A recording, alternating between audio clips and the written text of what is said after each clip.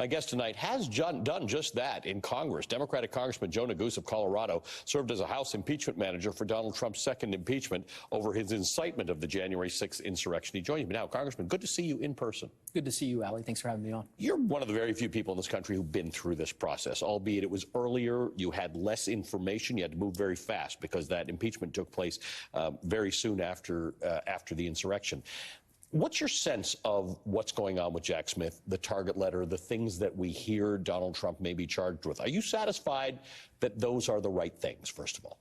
Well, I would say first, clearly a series of significant developments, and in particular, the reporting regarding the target letter, Mr. Trump's disclosure of that letter. Of course, we don't necessarily know what statutes were invoked in the letter, and it isn't necessarily the case that to the extent the special counsel or the grand jury are pursuing various criminal charges against the former president, that they would be limited to those statutes or involve those statutes at all. So it would be premature for me to opine necessarily on the nature of the indictment. What I will say is there is no dispute, as you know, thinking back and reflecting on the impeachment trial a year and a half ago, that the president, as Mitch McConnell readily conceded, was morally and practically responsible for ultimately provoking the events of that fateful day on January 6th.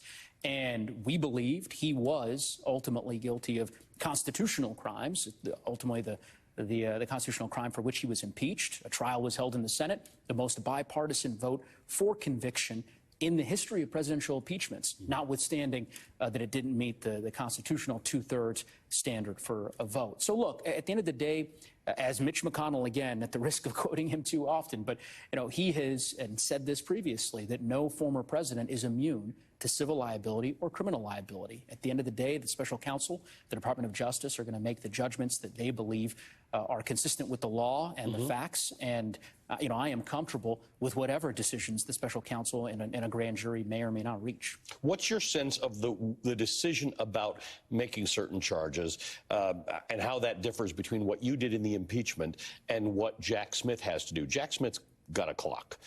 He's got a president who is recalcitrant, a target who is recalcitrant. He doesn't want to appear because he's too busy running for office. Clearly, if he got his way with Aileen Cannon and this Mar-a-Lago trial were delayed until after the election and he were to win as president, we all know how that'll turn out. He's going to say, you can't prosecute me. So Jack Smith wants to be able to bring charges that he can get in front of a jury and get done with, hopefully, before 2025. Yeah, I mean, what I would say is, and again, it's an important distinction that you raised at the outset, the special counsel has, I suspect, far more evidence available to him and to the grand jury than we had when we were prosecuting the impeachment a year and a half ago. Of course, that was the case with respect to the Select Committee on January 6th as well. Much of the evidence that they were able to glean for the American people at a granular level in terms of the events of January 6th and the president's misconduct with respect to provoking the events of that day, we didn't have access to. Again, I trust the special counsel to faithfully execute the duties of his office, and we're going to have to wait and see what potential charges may or may not arise out of that proceeding. But we have an impartial and independent justice system for a reason, and what every one of your viewers should certainly be disheartened by and I think concerned about are the series of ominous videos that you just played, because they are consistent with the way in which the president conducted himself when he was in office, this constant undermining and attack of the rule of law, which, as you know, is sacrosanct. Well, it seems to be bleeding into threat now. The stuff that he said about Aileen Cannon was really a veiled idea that she's a patriot. We need more judges who do the right thing. He's not said that about most judges in cases that are in which he's being prosecuted or sued. This idea about when we come in, we're going to, it used to be drain the swamp. It's much more aggressive now. Now he calls himself your retribution.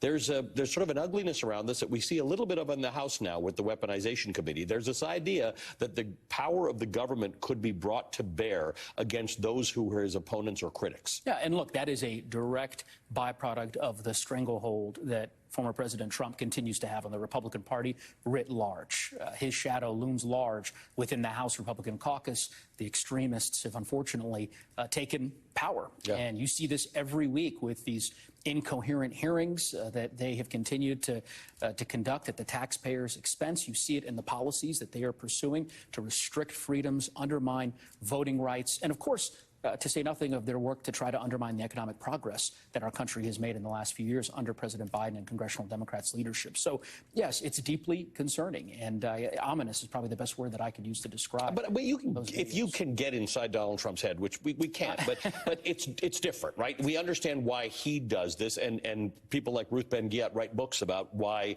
dictators become dictators and autocrats become autocrats. What's in it for your colleagues in the House, the average House Republican? Why do this? There are exit ramps and off ramps so often with Donald Trump, the place where you can say this is enough, or even, like some have said, let's wait to see what the outcome of this trial will be. But no, everybody jumps both feet in behind Donald Trump and some of this crazy stuff. Yeah, look, I think that question bedevils us all in the House, and it's a question that many of us ask ourselves often, certainly a question that we asked ourselves during the course of the impeachment trial when, as you know, only 7 Republican senators were willing to choose country over party and do the right thing.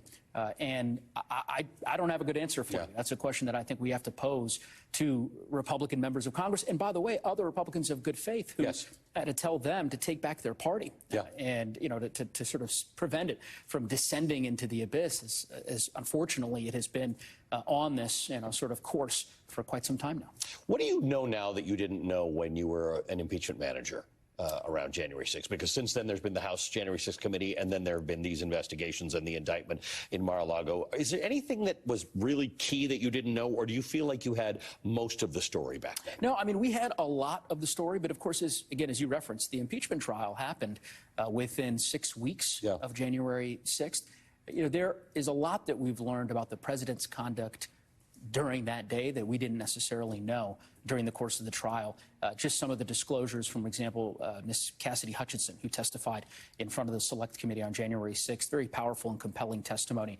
And, you know, learning some of the facts that she was able to share with the American public, I think was jarring for many of us, not just impeachment managers, but I think for many members of Congress, by the way, who all experienced January 6th. I was in the House, on the House floor that fateful day. And so, yeah, I couldn't be more proud of the work that the January 6th Select Committee did in terms of trying to get a better grasp of a lot of the facts that up till that point had not necessarily been divulged, not even to the members of the public, but to members of Congress.